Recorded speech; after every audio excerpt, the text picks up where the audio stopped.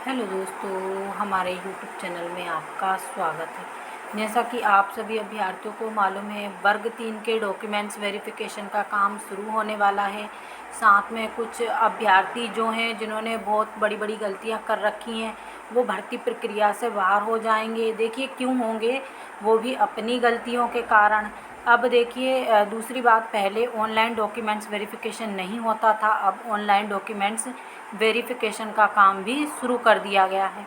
तो देखिए यहाँ पर वीडियो थोड़ी लंबी होगी, लेकिन सभी अभ्यर्थियों को इससे जुड़े रहना है और वीडियो पूरी देखना है। देखिए सबसे पहला पॉइंट क्या है, यहाँ पर आपके प्रश्नों का जवाब दिया गया है कि कौन कौन से अभ्यर्थी डॉक्यूमेंट्स वेरिफिकेशन की प्रक्रिया में बाहर होंगे।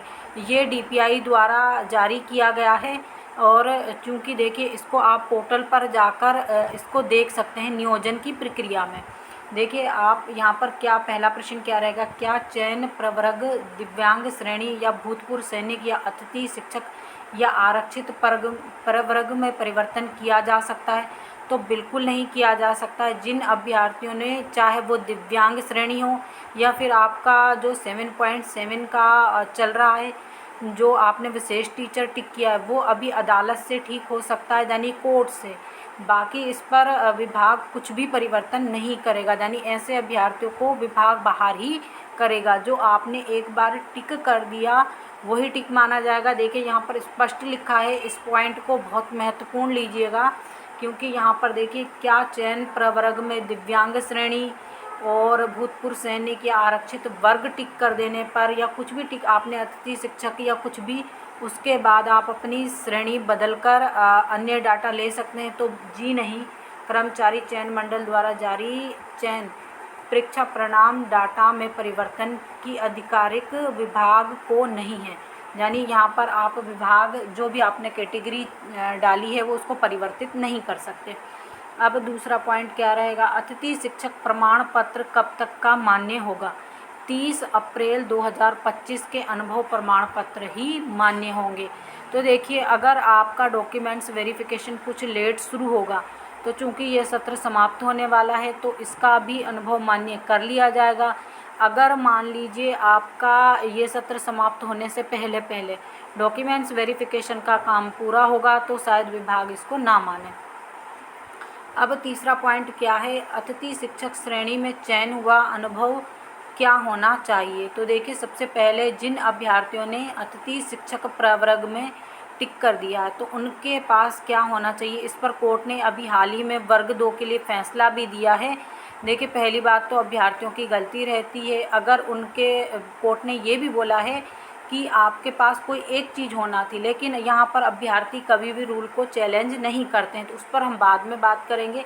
अभी क्या रूल्स होना चाहिए, 200 दिवस और 3 शैक्षिक सत्र में कार्य किया होना चाहिए, और एक शैक्षिक सत्र में, यानी आपके अगर मान लीजिए किसी शैक्षिक सत्र में आपने बीच में स्कूल छोड़ दिया है तो वो भी मान्य होगा, लेकिन उसमें आपके एक शैक्षिक सत्र में न्यूनतम 30 दिवस का अनुभव होने पर ही उस शैक्षिक सत्र को माना जाएगा। यानी अगर आपने किसी शैक्षिक सत्र में 1 साल नहीं पढ़ाया पूरा और आपने केवल 30 दिन पढ़ाया है तो ही आपका अनुभव काउंट होगा। अगर आप 28, 27, 26 दिन, 25 दिन, 24 दिन इस प्रकार से पढ़ाते हैं तो फिर आपका काउंट नहीं होगा। अब आप सोचेंगे कि 1 महीने में तो 30 दिन कैसे बनेंगे, तो ये दो महीने का भी हो सकता है, 2.5 महीने का भी, लेकिन एक सत्र में केवल 30 दिन होना अनुभव मान्य होगा। अब जनजातीय कार्य विभाग का जो अनुभव प्रमाण पत्र बनेगा उस पर जिला आयुक्त और इनके हस्ताक्षर होना ज़रूरी है, जबकि जो आपका डीपीआई में जिन्होंने पढ़ाया है उनके डिजिटल साइन होना वेरी वेरी इम्पोर्टेंट रहेगा। अब चौथा पॉइंट क्या रहेगा, यदि अतिथि शिक्षक रहते हुए कोई उपाधि या पात्रोपाधि नियमित रूप से प्राप्त की गई है तो क्या अतिथि शिक्षक अनुभव मान्य होगा? तो देखिए अगर आपने जिस सत्र में नियमित विद्यार्थी के रूप में उपाधि या पात्रोपाधि प्राप्त की तो उस सत्र का अतिथि शिक्षक अनुभव प्रमाण पत्र मान्य नहीं होगा।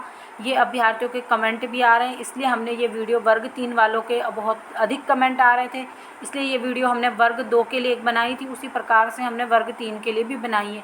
तो यानी आपने जिस शैक्षिक सत्र में कहीं से भी पात्रोपाधि ली है, जैसे कि एक अभ्यर्थी का कमेंट था कि उन्होंने क्या किया है, 5 वर्ष अतिथि शिक्षक के रूप में पढ़ाया है, जिसमें से 2 वर्ष उनकी जब पढ़ाई चल रही थी, 2 या 3 वर्ष, 2 वर्ष होगा शायद, तो उसमें उन्होंने 2 वर्ष पढ़ाई के साथ में अतिथि शिक्षक में पढ़ाया। तो क्या होगा, तो जो ये आपका 5 वर्ष का अनुभव है उसमें से 2 हटा दिए जाएंगे, केवल 3 वर्ष का अनुभव ही यहाँ पर मान्य होगा। अगर आपने 3 वर्ष पढ़ाया है तो आपका 2 वर्ष का अनुभव ही मान्य होगा, फिर आपका वो अनुभव खारिज कर दिया जाएगा, यानी आपको गैर अतिथि शिक्षक में डाल दिया जाएगा।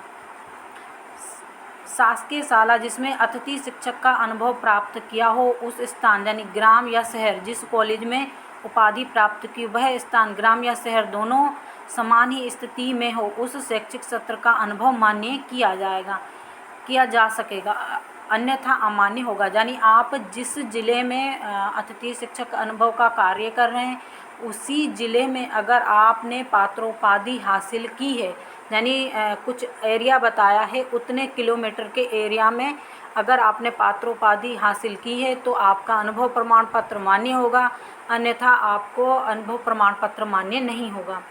अतिथि शिक्षक श्रेणी में चयन हुआ है किंतु प्रमाण पत्र नहीं है, तो मुख्य चयन सूची से अभ्यर्थता को अमान्य होगा, यानी उनकी अभ्यर्थता खत्म कर दी जाएगी। देखिए यहाँ पर इसमें लिखा है, प्रतीक्षा सूची में कार्यवाही के दौरान संबंधित को गैर अतिथि प्रवर्ग की मेरिट क्रम के आधार पर पात्रानुसार कार्रवाई या प्रतीक्षा सूची होगी।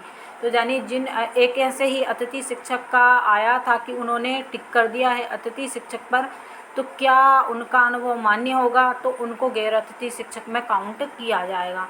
अगला देखिए, क्या राज्य का जाति प्रमाण पत्र मान्य होगा, तो जी हाँ, मध्य प्रदेश राज्य में जो जितने भी जातियां काउंट की जाती हैं उन्हीं का जाति प्रमाण पत्र मान्य होगा। अदर स्टेट का जाति प्रमाण पत्र मान्य नहीं होगा। या तो इन अभ्यर्थियों को जनरल कैटेगरी में काउंट किया जाएगा या फिर भर्ती प्रक्रिया से ही बाहर कर दिया जाएगा। अदर स्टेट का जाति प्रमाण पत्र मान्य नहीं होगा। अब मध्य प्रदेश का जाति प्रमाण पत्र है तो वो भी कौन सा, आपका समक्ष अधिकारी, यानी जैसे आजकल डिजिटल जाति प्रमाण पत्र चलते हैं तो वही होना चाहिए, तभी आप भर्ती प्रक्रिया में बने रहेंगे।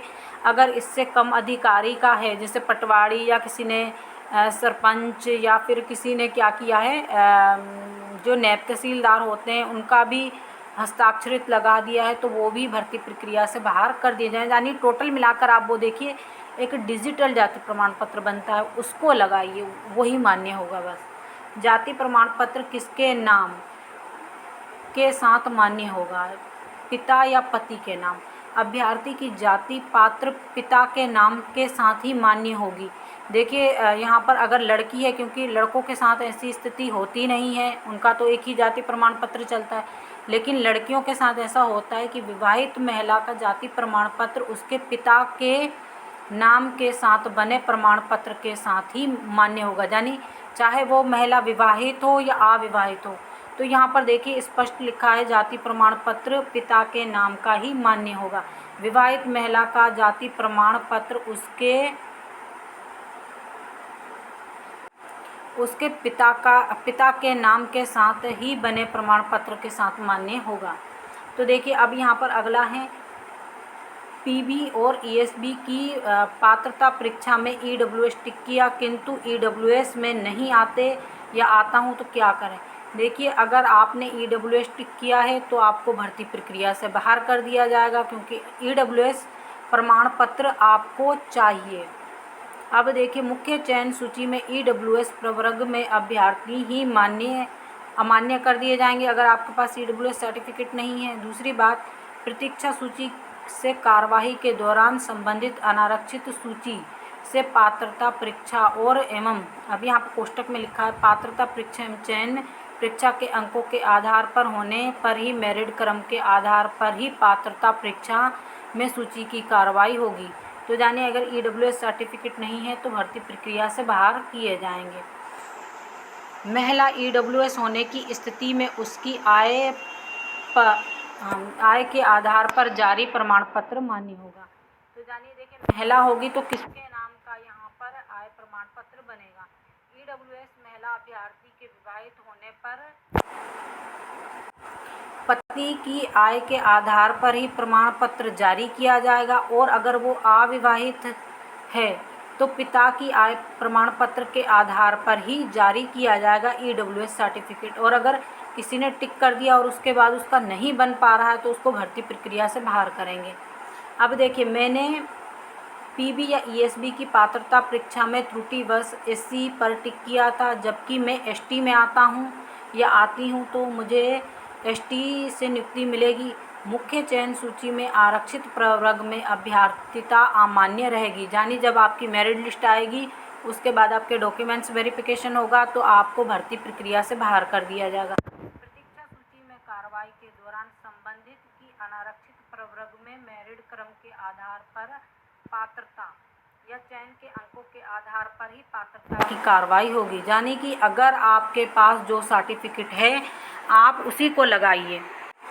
तो जानिए, आपने यहाँ पर जिस भी कैटेगरी को टिक किया उसी कैटेगरी में आपको मान्य किया जाएगा, अन्यथा भर्ती प्रक्रिया से बाहर किया जाएगा। मैंने त्रुटिवश भूतपूर्व सैनिक टिक किया तो क्या मेरी अभ्यर्थिता अमान्य होगी?